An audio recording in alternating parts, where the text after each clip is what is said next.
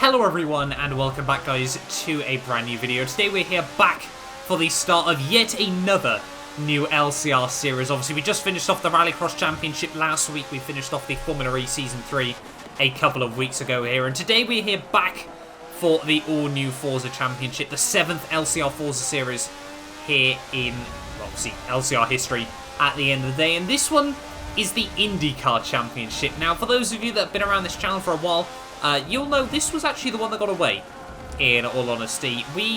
Unfortunately Season 1 didn't quite go the way we wanted. It's actually the only ever LCR Forza Championship we haven't won. It's also the only LCR Forza Championship we never even won a race in either there. It was a really up and down Season 1 for ourselves. We had quite a few P2s and P3s, and then unfortunately missed out on the final couple of races, which really did cost us, obviously shot us down the order towards the end of the championship. So coming into Season 2, this was the one I really wanted to win. You know, we've won 3 seasons of Formula E.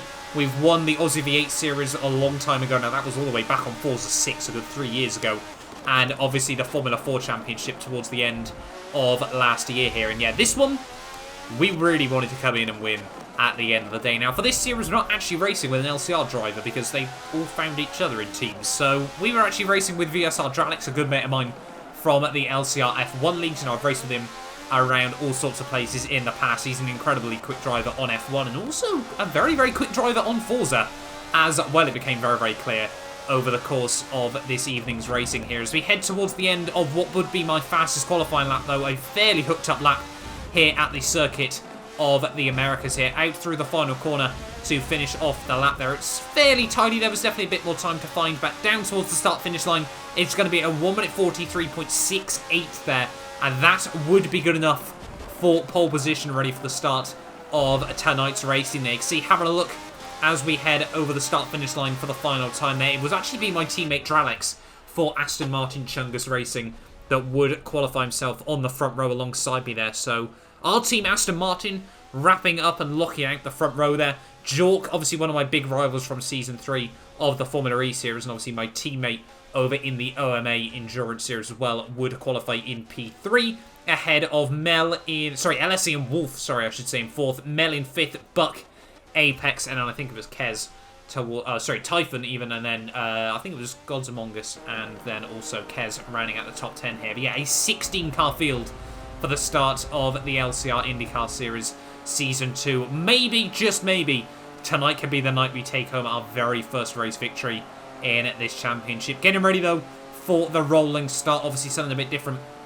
to the Formula E leagues here. Hopefully we can try and get it off to a good getaway here. We got Dralix just alongside us. Hopefully we'll try and keep it nice and tidy between the pair of us as we head down in towards turn 1 here. But it is go when we hit the start finish line there. Dralix is trying to close up. It's going to be lights out and away we go there. Dralix not responding too well to the lights, so we're going to get a bit of a breakaway as we head down in towards turn 1 here. And off the start, you can see actually a big dive bomb coming in. I think that was from LSE and Wolf there, but he does get himself from P4 straight up into P2 there. Mel moves up from 5th, up into 3rd there. So both Dralix and Jork there, who started 2nd and 3rd, have both dropped down to 4th and 5th place off the start of this race there. So not the ideal start for those two, but for us, we had one aim off the start of this race, and that was lunge it into T1, break pretty much as late as possible there, so we didn't get dive bomb and potentially collected in some scraps behind, and then just try and make a breakaway, an absolute run for it off the start of this race. Now, tyre wear was going to be very difficult to manage around this circuit. It was going to be a very tight one-stop, was my personal plan for tonight's racing here. So, you know, we were going to have to really be careful on the tyres towards the end of this first stint here. You know, you've got to try and get to the end of lap 10 on this first stint, so 9 racing laps and the formation lap here, and then the second stint should be a little bit safer with just a 9-lap sprint to the finish line here. But you can see already coming towards the end of lap 1 here, Wolf still up in P2, Mel in 3rd there ahead of Dralix there, so not too much chopping and changing just behind us, but we're trying to build up this margin as best as possible here, and I definitely felt like I was in a good rhythm with this car. You know, I built up a tune that felt quite comfortable. We were able to get quite a lot out of it around this circuit, so we'll wait and see as to how this goes as we head down through the penultimate corner here. Really easy to make a mistake through there and down into the final corner of the opening lap. We got a good couple of second margin there as we head out on towards the start finish line there, and you can see, yeah, big breakaway already off the start of this race. So that was absolutely what we wanted. A perfect getaway for ourselves. A 1 minute 45.9 fastest lap at the end of lap 1 here. But as we head towards the end of our first stint, like I said, the tyre wear was really going to be critical here. And LSE and Wolf already diving in on the end of lap 7 here. So he's going to try and make a 2-stop strategy work in this Grand Prix. It's going to be very intriguing to see where he ends up in this race. But you can see heading on to lap 10 here towards the final lap of our stint. You can see the tyre wear now up to 90% on the fronts there. They were basically completely ripped to shreds here. And you can see VNT Rosenquist had dived into the pit lane here, running in P12 there. So we're going to be able to lap him and move obviously nice and safely up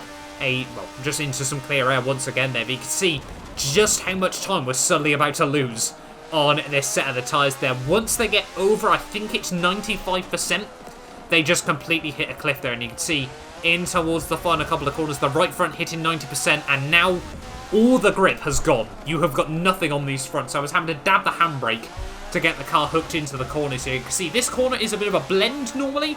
We're a gear lower and about 50 miles an hour lower. Rosenquist is actually going to be able to get back up the inside there, and we have cost ourselves a lot of time at the moment here, just trying to drag these tyres through the final couple of corners of the lap there. You can see Jork is closing up absolutely massively here as he's just kept his tyres in slightly better nick there, 96%, as we finally get them and dive into the pit lane there. So we have survived what should be the toughest challenge in the opening half of this Grand Prix there. Jork dives it in as well as Dralex just behind us. I'm sure Mel in P4 is about to dive it in as well in the next couple of corners there. There we go. So we drop down to P3, obviously, but we're going to be straight back up into the lead of the race. They only lost it for about 5 seconds in this race there. And yeah, that was, potentially, could have gone a whole lot worse if the tyres had gone out just a couple of corners later. We might have lost even more time to Jork there. I think he just about kept the tyres from falling off the cliff by the time he got into the pit lane there. So we did make big gains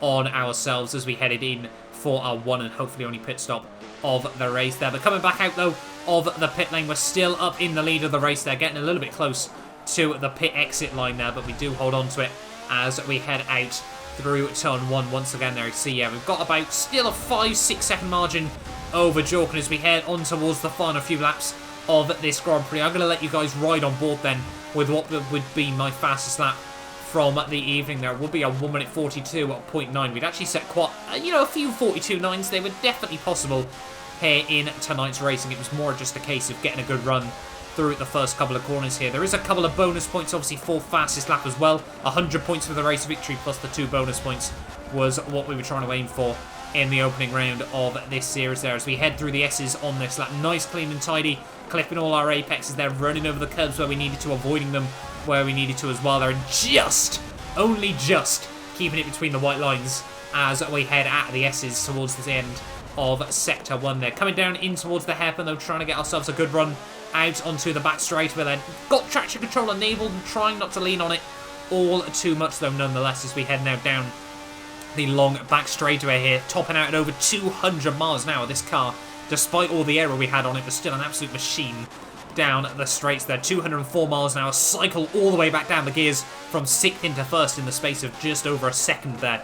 As you head into the braking zone, you can brake so late in these cars, it's actually quite crazy at the end of the day. Down in towards the final sector though of the lap, just trying to keep it nice and tidy there, learning where to short shift, learning where you just want to rev the car out and lean on that traction control as best as possible here. Through the Turkey S section towards the end of the lap there, you can see just a bit of a lift through the first part there and riding it through 4th gear, back up into 5th as you head into towards the penultimate corner there, back down 3 gears in towards the final corner of the lap there, back down into 1st there, short shifting it back up into 2nd there, get the power down nice and early out of the final corner there, and that is going to be a 1 minute 42.93, a 929 even, if I'm not mistaken there. So really happy with that lap now with just a couple of laps to go of the race. The gap to Jork is looking quite comfortable. It's about a 9-second lead as we head now onto the final lap of the race, and all we did from then on was just keep it nice and tidy, don't hit any walls, don't make any mistakes, just try and keep it going to the end of the race there. And as we head through the final corner of this final lap, lap 19, we are finally going to take our first race victory in the LCR IndyCar series there. It's been a long time coming, but really happy with that there, and won it in style at the end of the day there. Pretty much led from start to finish. Pole position fastest lap, race victory there, and obviously despite that little weird bit in the pit lane now, I think that still technically counts as led every lap as well there. Jort comes through for P2, my teammate Dralex in P3 at the end of the day. They're about 15 seconds off ourselves at the end of the day there. Mel comes through for P4 there, a fantastic job by him after only owning the game for a couple of days there. Wolf on the two-stop strategy, did make it work, came through for P5 at the end of the day. I'm sure he definitely felt like he could have had a bit more at the car there as well. Typhon in P6 there, Kezimoto in 7th ahead of Buck, Apex and Flying Rozzy rounds out the finish, the top 10 even I should say, at the end of the day there. But yeah, thank you all so much for watching this video. If you did enjoy, do get yourself subscribed, and hopefully we will be back next time out ready for round 2